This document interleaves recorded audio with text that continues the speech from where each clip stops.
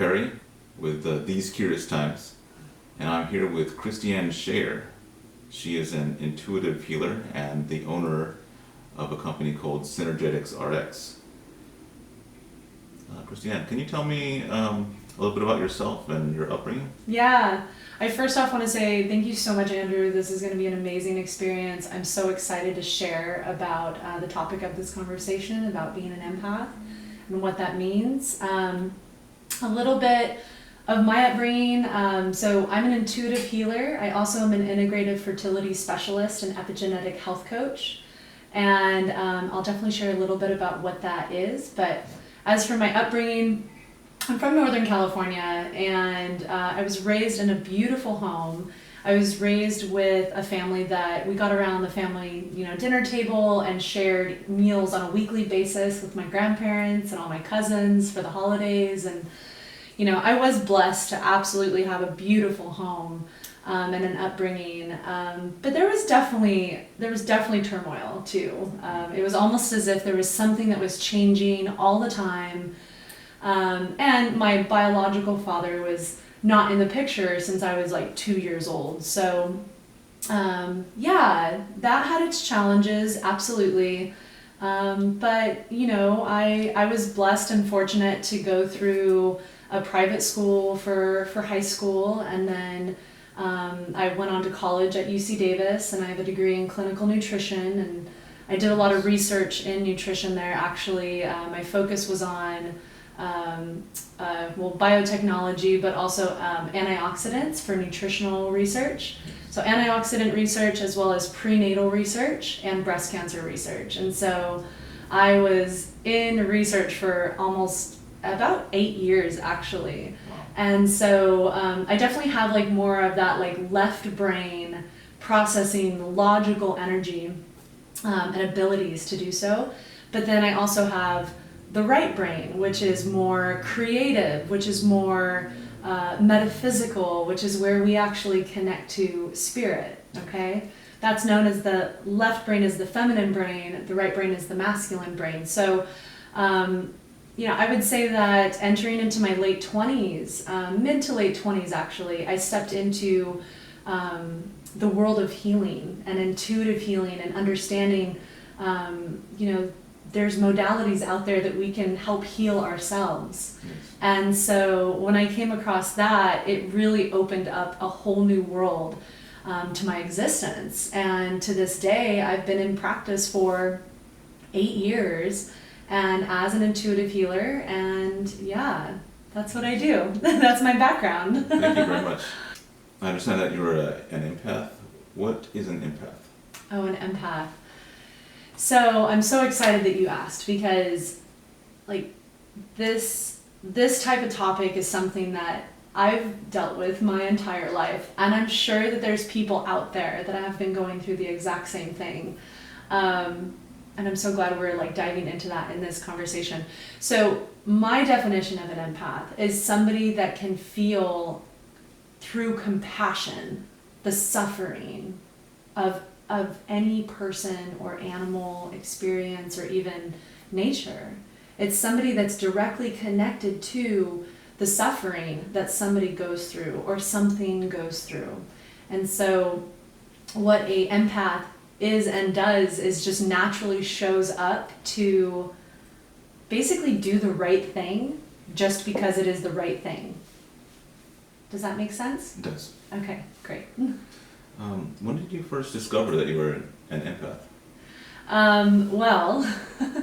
So when I was 7 years old, there was this unique experience, which I do think that all empaths have at one point in time or another, this kind of rocking foundational understanding of what empathy is or what they're here to do. And sometimes we don't always understand what that is and how it shows up. So when I was 7 years old, there was an experience that I had. I was sitting in the backseat of my parents' car. We had just left my grandparents' house. Nothing terrible happened that day. It was a beautiful experience that I got to share with my family. And I was in the backseat, taking the back road, and I remember just breaking down. All of a sudden, there was this loud crashing noise that came through, and it was almost as if like the sound of lightning, like thunderbolts, but it was the middle of the day, you know, it was sunny, so it wasn't that, but that noise came through, and almost this flash of an experience came through for me. And what it was I was connecting deeply to my past life of walking with the people that followed Jesus. Okay, I had a flash of my dirty feet walking in a line of people covered in cloths, and having an inner knowing that at that time I was following procession of Jesus to the cross. And not only with that clip, and I was not raised spiritual. I mean, I went to church on the holidays, you know, it wasn't like I understood the Bible stories and all of that. I did not by that time, at that age. But all of a sudden that crash came through. I had a vision and an experience of me walking the path. And then I knew directly, and it was either a voice that came through or it was just this inner knowing that this is what Jesus felt, and what I was feeling all of a sudden. Not only did that vision come through, but what I was feeling was the pain and the suffering of this planet. And it was overwhelming. It was so overwhelming, I started breaking down in tears out of nowhere in the backseat of my parents' car. And I knew at that time that I was feeling what Jesus was feeling of the suffering of this planet.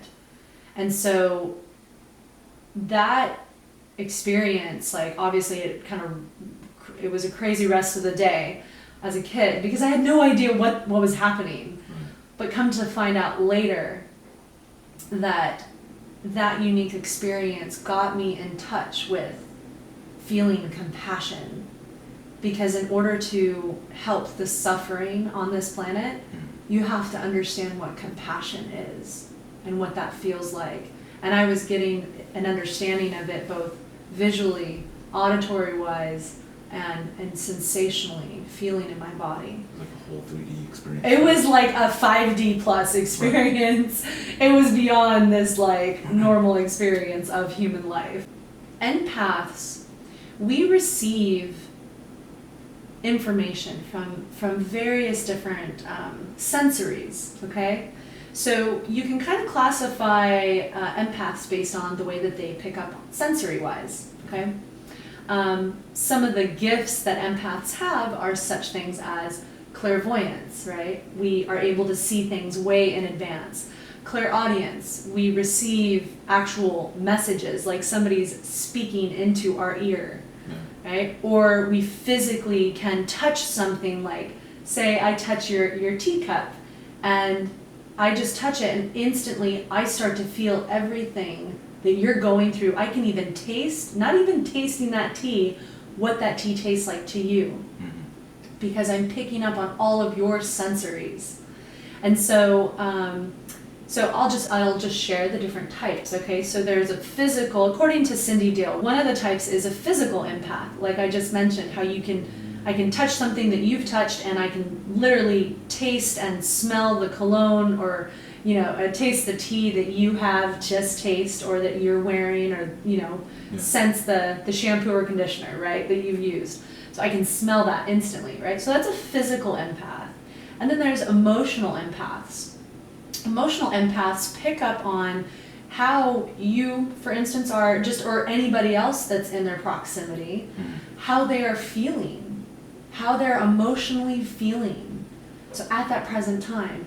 So it's almost like, and I would say that I'm definitely an emotional empath, where somebody's having a bad day and I'm sitting close to them, I can really start to feel all of their emotions inside of me, and I start to get sad. I start to get angry, whatever their emotions are at that time. It's like a sixth sense to picking up on people's emotional or sensory experiences. So there's the emotional empath, hence why I was so emotional as a kid, and even to this day as an adult to a degree, I must admit, because I can emotionally pick up on people's energy so easily. And then there's also a mental empath. And a mental empath has just clarity in knowing, just as in, say for instance, I as a mental empath think about my friend Sophia. And I just instantly know that she's with her boyfriend and this is what they're doing, not even having talked to them. I just instantly know that this is what she's up to, okay? Then there's also a natural empath. And so a natural empath is one that can feel into anything that's in nature, right? That can feel the insects, that can feel the plants, that can feel the animals, like what they're experiencing as well, just like I shared with you earlier as a natural empath. And then there's also what Cindy Dale talks about is a spiritual empath as well. There's spiritual empath, which is one that's directly connected to the heart of the divine. And that means directly connected to God's will. So they immediately know what God's will says or would want for a certain situation. And so obviously like spiritual advisors and stuff would be really good in this position. And then the last one that Cindy Dale mentions is a shamanic empath. And so a shamanic empath is one that blends a mixture of all the different types of empathy that we just talked about. And because there's also this extraordinary, kind of sensories that come through working and doing a type of like shamanic healing or shamanic work. So for me, I must say that I actually have a bit of many of these types of empathies that we just talked about. So I would say that more so on the line in the classifications, I would be a shamanic empath. However, I don't promote myself as that. I would say that I have these gifts for a reason and a blessing to be able to help people in many different ways. So I've had some pretty awesome experiences being able to touch trees and then feel and see what they had gone through in their evolutionary process. That's been pretty cool, yeah.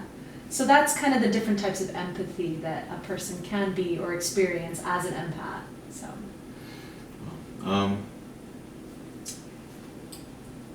You kind of alluded to it before. How is the experience of being an empath different than from someone like me? I kind of understand, but based off of what you're saying, but maybe you can detail a little more. Absolutely. So I love sharing about this just because some people don't know that they're an empath.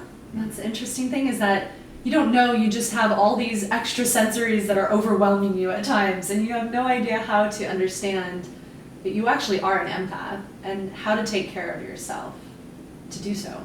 So the difference is like, we're both humans. We're both made of the same carbon, nitrogen, oxygen molecules. But as an empath, there's a thing called mirror neurons that we have. So it's basically our endocrine system, the function of our brain, as well as our neurology, that is set up in a way that can automatically mirror whatever sensories it is that we are empathic to. So for instance, and honestly, I think that there's so many more people that are out there that are empaths, right? Yeah. So have you ever had the experience where you've been in a room and somebody's walked in, right? And whether you look at them or not, you can feel like something's shifted, or you can tell that they're having a bad day. Oh, yes. Right? Yes. Okay. Sometimes we look at it like visual cues, right? But a lot of times they don't even have to say anything, and you can just automatically tell that they're having a bad day. Yes. Right? So you're actually energetically picking up on their energy from across the room. Yeah, sometimes it's like someone walks in, there's like a dark cloud over them or something like that. Right. And they don't have to say a thing. They don't have to say anything. Their face doesn't have to say anything, right? Yeah, so we have these extraordinary gifts, but sometimes people aren't actually tuned into them because they don't know how, or they don't even know that they have these gifts. So it's basically kind of like a sixth sense that we all have. Yeah. In my opinion, and what my belief and like really where all my studies have been with the whole mind, health, body wellness, is understanding that the things that we put into our body, right, over time, like the metal drinking coffee cups, the plastic to-go containers that we get food out, right, we're putting toxins into our body. And over time that builds up and builds up and builds up and disassociates us from our natural abilities to be able to connect to our empathic skills. And it's also how we're raised, right? Some people are raised in a family that doesn't support something like that, is super Christian. And I don't mean to go to that extent that it's a bad thing, but I was, ended up going to Christian school, and I see how there's an ingrained energy to say anything out extraordinary beyond what's in the Bible and beyond what's taught at church is a sin, right? And so it's not supported in that type of environment. Something I'm curious about. Yeah. I'd imagine, since being that you're attuned to other people's emotional, like what they're experiencing at the time. Yeah. Do you have to, does it become overwhelming? Do you have to like shield it somehow? Yes. Absolutely. It's kind of the story of my life.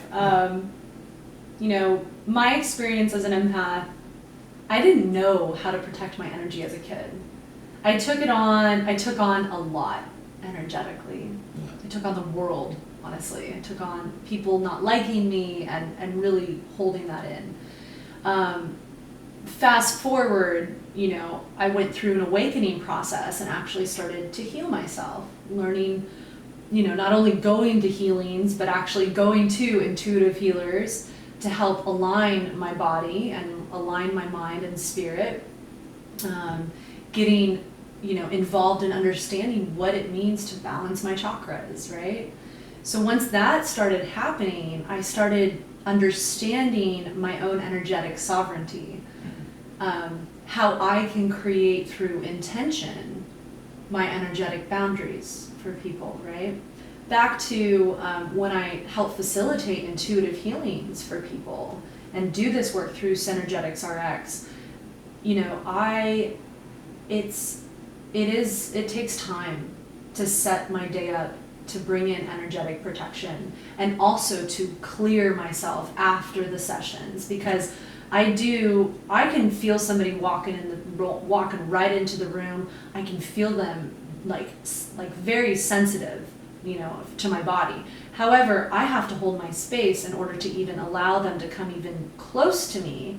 Our physical body is very dense. Like, this is what we live in. This is our human bodysuit. Yes. But we have energetic bodies as well. And that's what an empath works with. And so it's kind of like, those Russian dolls, those wooden Russian dolls that all fit inside of each other. Yes. Okay. So think about it. That very center doll in the very middle that doesn't open up and let anything else in, that's the physical body. So when that little doll gets encapsulated with another body, that's the emotional energetic body. Oh, okay. When it gets encapsulated with another body or another little shell of a doll, that's the mental body. Okay? And then there's the spiritual body, and then there's the cosmic body, yes. And then there's so many more. And these are also synonymous to auric field layers. Okay? So when somebody says, "Oh, I can read your aura," they're also reading the energies that you've stored in your emotional body, your mental body, your spiritual body, your cosmic body. And so there's so much to go through that. Yeah, so but go ahead. Those different empaths they're in tune with those specific bodies, I guess you'd say. Yeah. Okay. Yeah, so through that, right? As a little Russian doll, I'm emitting all these energies through these different layers of me. And as an empath, that empath picks up on all those different layers and all of those different emotions and experiences that that person is held on to. Yeah. A lot of the same like emotional stuff that comes up for somebody, say for instance in a relationship, right? Their relationship mirrors something that happened to them when they were a child or something like that with their parents. It's because they have emotional blockages in their emotional body that get activated, right? And then they live in that fear state as a 6-year-old child, operating from that emotional standpoint. Does that make sense? It does. Does it? Okay. I know you kind of touched on this, but why do you think empaths exist? Yeah. So I believe that empaths exist because we're here to hold an ultimate experience and state of compassion. And that is why I think that every single empath that I've ever known is actually a healer, is actually a teacher. And when they go through their process of healing for themselves, then they're able to step into that soul's purpose, that what it is that they're here to do. And so without compassion, where would we be? Be a disaster. Yeah. You think can empaths ever use their abilities for nefarious purposes? For harm? Yes. I would say that I hold the vision that that is not the case. What I do know is that I had been, when I wasn't operating in alignment, not because I was using my abilities for harm per se, but say I was like avoiding what I wasn't being guided to do or what I was not operating in alignment, right? When you reach a certain point of your healing phase, you get clear messages that if you don't follow that alignment and like what your heart is saying and what spirit is guiding you through, then you get knocked down on your feet really quickly. How that if we don't use our energy in alignment, you can get taken out really quickly. The only harm would then just be to yourself. Exactly. Once you reach a certain state of divinity, like as in like you're connected to your alignment, your purpose, yeah. Then yeah, you get knocked down really quickly. It's called karma. Do you have any advice for other empaths? Absolutely. So when I really drop in, being an empath is not easy. It's not. Because we can feel so much. From a child, really, this upbringing is really intense for us at times, whether the home life is a very beautiful home life or not. My first tool that I would recommend to empaths is absolutely focus on healing yourself. And the reason why is because energetically we're so open to so many people. And we operate so wide open in our daily life. And we can pick up on so much from other people that it actually starts to affect our physical body. And so healing your mind, your body, and your spirit is essential. Healing your physical body, really important, because all of that energy that you pick up over time, if you don't know how to clear it from you, if you don't know how to set those energetic boundaries, then you're literally attracting and manifesting a physical disease in your body. And I actually had personal experiences of when I was really upset with somebody, I was not just feeling their energy that they were upset with me, but I was also feeling my own. So it's like, it can be really overwhelming. It can be really, really intense. So healing and clearing your physical body, your mental body, your emotional body, and really starting to connect to spirit, God's source, creator, the universe, your higher self, whatever that is. That's definitely step one of really the first tool that I would recommend for empaths.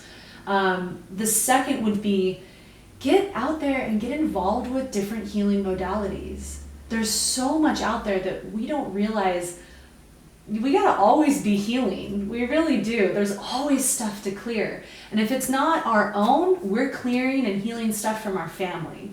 So it's really important to understand it starts with you. You, when you choose to start healing yourself, you're actually healing your bloodline, your ancestors. You're healing all of that. So find different healing modalities. Get out there and understand, theta, there's Reiki, there's Akashic record readings. Even if you decide to just go for a sound healing, you bringing yourself around a high frequency vibration, right? You're going to start seeing some drastic shifts in your life. But it's important to surround yourself with high vibrations, which is also the kind of third and last tool or trick that I would actually suggest for empaths is surround yourself in communities and amongst people that are healthy and that are of a higher vibration. Going to bars, it's always great, but guess what? You're picking up on other people's stuff, okay? Not my personal choice. And I actually found that, when I initially really got into a lot of these healing modalities and healing myself, I naturally found that I didn't actually want to go around places like that because I ended up finding myself amongst bar fights. I found myself among people that were arguing, and I don't want to be around that. So really that third point is surround yourself in communities that are of a higher vibration, right? If you notice that your friends are constantly talking drama and constantly seeking pain and issues, don't hang out with them because they're just going to cause that for you, and energetically you're picking up on their energy. And then again, also, I think that sound healing is such a great modality for anybody to enter into at any point in time because it actually helps the static of the brainwave activity that you can experience from work or from your relationship and all the upset. It helps bring that static down, and you can actually start to think and function. And it actually starts to clear your energetic field of the mental, the emotional bodies and cosmic bodies, all of that. It starts to clear those deeper pains and traumas that are stored in there. It starts to lift that, okay? So you actually get some drastic shifts with that. But yeah, those are my 3 suggestions for empaths. Thank you very much. Yeah. Is there anything that you would like to add? Yeah. I would just say that when it comes to either being an empath or anybody, just start your healing process now. Because we're carrying along a lot of pain and suffering. We're carrying so much stuff in our backpacks. I see it with my clients, and I understand that there's a conversation of the resources, time, money, energy spent, say if you have a family, I get it, taking time to go do this and that and this and that, and trying to find healing for yourself sometimes is out of the box. It's out of what you normally do, or maybe you have all these other things to put that are happening in your life that have more weight to you, I guess. But dedicate yourself to healing, because we all have stuff, and the sooner that we step into that space of self-healing and we deeply connect with that and seek that path of healing, then we actually are transforming not just ourselves, but our family, the relationships that we have with them, our communities on a greater picture, our countries, and our planet. And also during that process, if you choose to step into doing more community work, communities are really important right now. Mother Gaia is hurting from the resources that have been depleted from her. And what she's calling forth, her message, and what our calling is as humans, is to stop with this separatism, is to really come together in community and tribe, because that's where we're actually going to heal. And by doing it, so the tribes that we were born into, and as humans, right? We gathered in tribe, and the women would gather with the women, and the men would gather with the men. And when the woman and the man comes together, then they're more balanced, they're more whole. So coming together in community, in men's circles, in gatherings with your brothers and talking about healing, talking about what you're going through and connecting like that. Same thing with sisters and women, getting together with your sisters. That builds this world back together. And so do that for the sake of your healing, your family, and humanity. And with that, we'll close. Stay curious, everybody.